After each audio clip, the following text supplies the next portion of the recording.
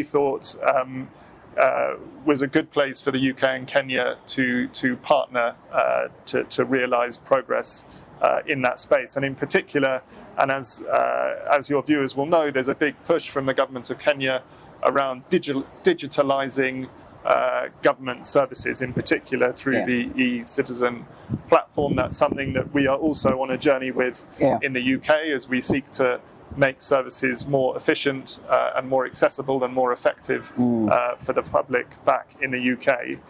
And I think in order for that to happen and to ensure that everyone can access those digital platforms, there need to be some assistive technologies and some adaptations to how those platforms are accessed. And that's where we saw that there was a particular opportunity for us to have a focus on disability and inclusion. And I'm really pleased at the results that we've been able to achieve through that. Both specific examples of individuals who've come up with some really exciting and life-changing adaptations to digital technology to enable them to be accessed, and which I've seen for myself, including in healthcare, for example, but also in terms of equipping people and particularly persons with disabilities with digital skills so that they can use and benefit from the services that are being provided, but also use those digital platforms to create livelihoods for themselves, be that their own businesses or their own service provision.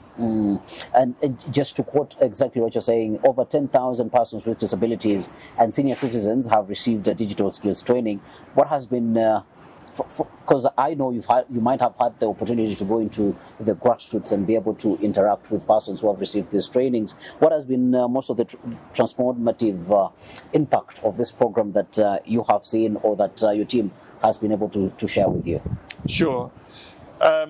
So I was able to, it was about this time last year, I was in Busia for the launch of the Digital Access Program in Western Kenya. So it's been great just to see the numbers in terms of, I think, close to 1,000 persons with disabilities who have been trained.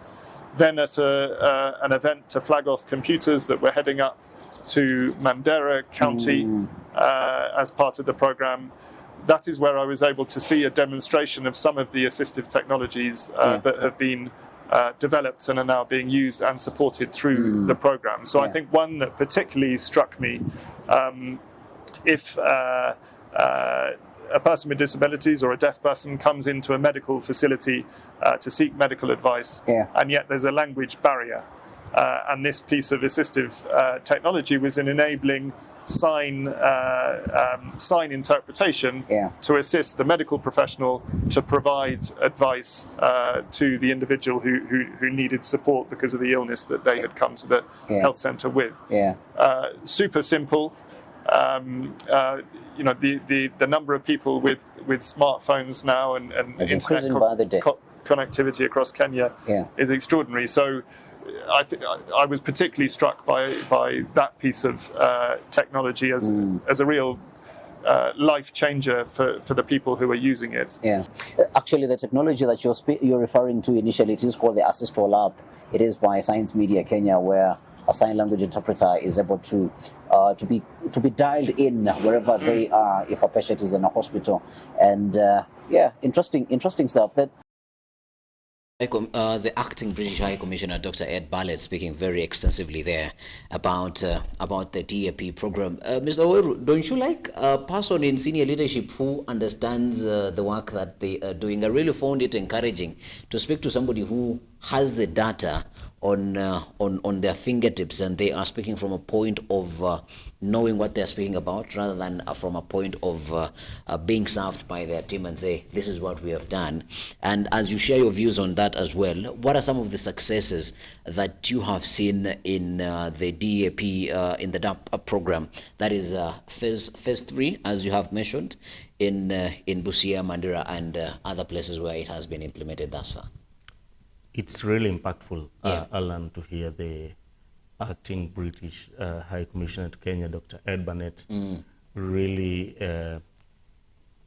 explaining how he understands, how he's been experiencing what is happening in the lives of persons with disabilities through the digital innovations that we are seeing in this wonderful app called Assist All, that is ensuring that in medical facilities, persons with hearing challenges can really get assisted and get services from the service provider without unnecessary stigma and discrimination. That has been a really teething challenge. And you can also hear here as data of the trainings.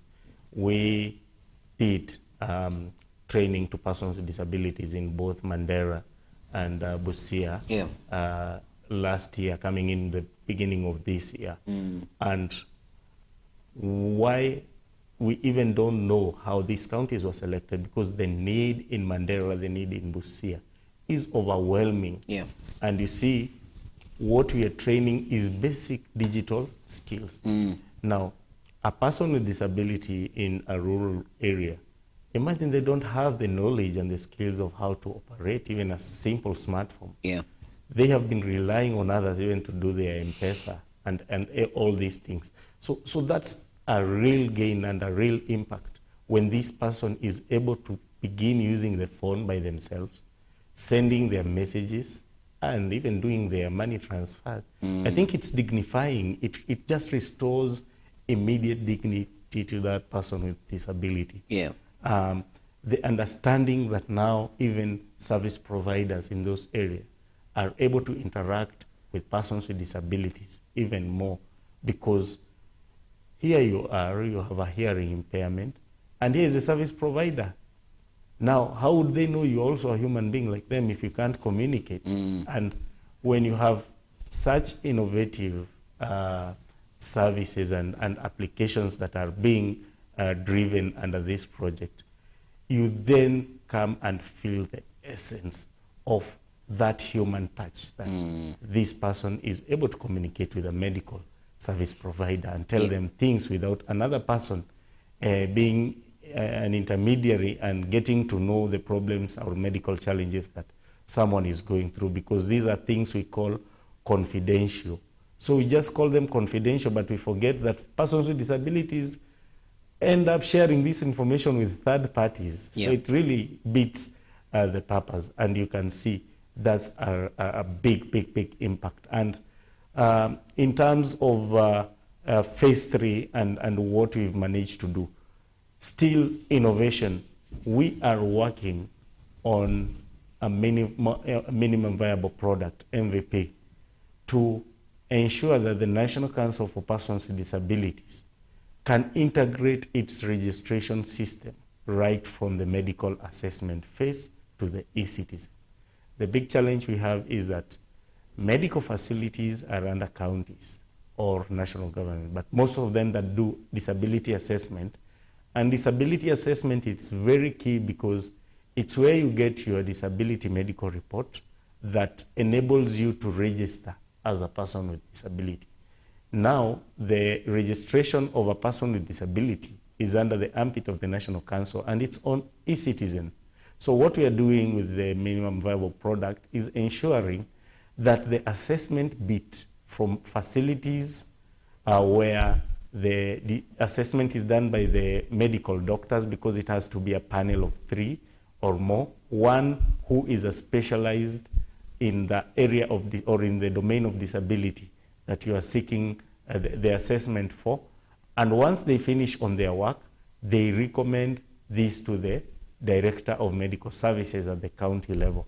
And the Director of Medical Services is the final approver to recommend you for the registration.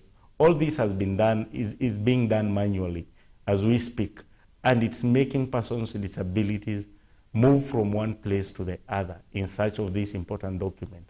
And so what we want to do is integrate it in a system where it has a step-by-step uploading the medical people fill, and it goes and gets the approval of the Director of Medical Services at the county and feeds into the e-citizen for someone to really get their documentation when they're just seated at the comfort of their house. So that is also one of the most transformative thing to persons with disabilities. that is a direct outcome of DAP 3. Yeah. Interesting. Apart from the minimum viable product, which if it truly happens, it would be a revolutionary way of how persons with disabilities get to be registered and to get the documentation that they need. That is actually a bedrock for other services, because if you do not have the disability card, then you cannot get tax exemptions. There is a whole lot of services that you'll miss out on as a person with a disability. Yes. Besides the MVP and besides the access tool that the British High Commissioner, acting British High Commissioner, spoke so highly about, what are some of the other innovations that you have come across, or some innovative conversations that you've had, even at the local level or even within DAP1, that you think would revolutionize the way persons with disabilities receive services?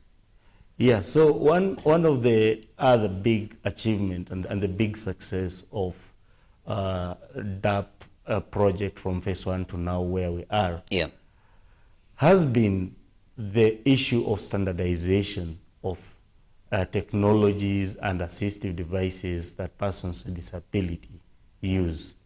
And we have been able to work with the Kenya Bureau of Standards, KEBS, to come up with a KS 2952, which is a very important document because it specifies the standards of the technology and the and how, what quality and how they can be used by and what should be used or what should be in the market in terms of persons with disabilities. So this standard is now with us. It was launched back in 2022, and we are looking to ensure that we can now use it to bring persons with disabilities, to make sure that they access quality devices, and also to guide government stakeholders on what standards they can use when they are making their platforms accessible. So it's just been an issue of how do we ensure that this KS 2952 works practically. We feel it, we see the impact. So we have also been sensitizing. Now we are at around 320 senior government officials at the executive, and now judiciary level is coming in.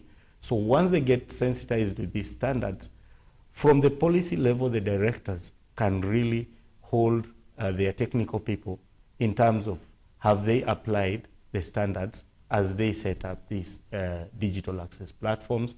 Are they accessible? Are they really implementing what is recommended in the standard? And this is also another big win that we want to realize going forward out of DAP. The other thing is that we also did a few discussions and some research on emerging technologies and products for persons with disabilities. This is key because we need to inform ourselves who or which kind of a person with disability, how they should be empowered going forward, and what emerging technologies in this area of AI and blockchain, how we can leverage to make sure that these are real sustainable livelihood solutions and innovations that come into play. So we have a whole manuscript on this part of emerging technologies, and ours is to just try and see how we can really take this and make sure that we put them in a package where persons with disabilities can understand how they can use AI in their work, how they can integrate what they do, and use technology and what is emerging to support them and give them an extra edge in everything that they do. So this is really key. We also partnered in DAP, from DAP1 in terms of ensuring that technologies across the country, especially for the blind, because for a blind person you need a screen reading software on your computer or on your phone for you to be able to communicate and for you to be able to operate and do basically every task that any person would do on their machine. And so this software that was also, we got support from the British High Commission in terms of ensuring that we have computers in all our national libraries. We have a wonderful partnership with the Kenya National Library Service, and we did install the JAWS software to enable persons who are blind or visually impaired get into a library. They have 64 centers all over the country and access information that they really need and interact with technology. Remember, this also was really greatly enabled because we trained among these 10,000 people that the British High Commissioner is talking about. They managed to get the skills and they can walk into a library and really get services. They get to read, they get to access information, they get to know what is happening. They get to market their merchandise in the social media platforms or digital platforms in ways where we didn't think this could ever happen. So these are really great things that we want to sustain. We want to see what we can improve and still continue to take the information and the knowledge and the awareness to persons with disabilities for them to benefit out of all this. You sharing paints a very interesting picture of a full circle, because when you hear a place like Mandera, when you hear a place like Busia, you might say, okay, these guys do not have access to phones, and you say, then why take a digital access program or training to them? But then when you say that you have a connection with the Kenya Library Services, and they have over 67 branches across the country, then that provides a point for them to go explore and implement the skills that they have learned in these hubs that exist. But are there charges for them to go to these places? And if there are charges, how is that cost being met? Is it met from a DAP program, or is it now a collaboration between KSP and partners with the Kenya Library Services? Actually, thanks to the Kenya National Library Service, access to library service for persons with disabilities is totally free. So now you give them the skill, they go explore it at the Kenya National. And we set up the technology that a blind person would require in this center. Yeah. And they just walk in and go and access information. And we trained them in the same library, so they really know how those machines work, how JAWS work. So they can really get a lot of information from the library centers, because largely DAP has opened a whole lot of opportunities in collaborations, because no single organization exists in self-isolation. Absolutely. You need to come together so that you leverage on the strengths of each other for you to be able to really deliver an impactful program of this nature and scope. All right. I want us to take another quick break because we're running out of time. But when we come back, we're going to be coming back with what role should OPDs play in making sure that advocacy and awareness continues, but also from an individual level, because you alluded to it as well, what can persons with disabilities really do to move the needle on inclusion and access in programs such as the DAP and other programs that seek to better the lives of persons with disabilities.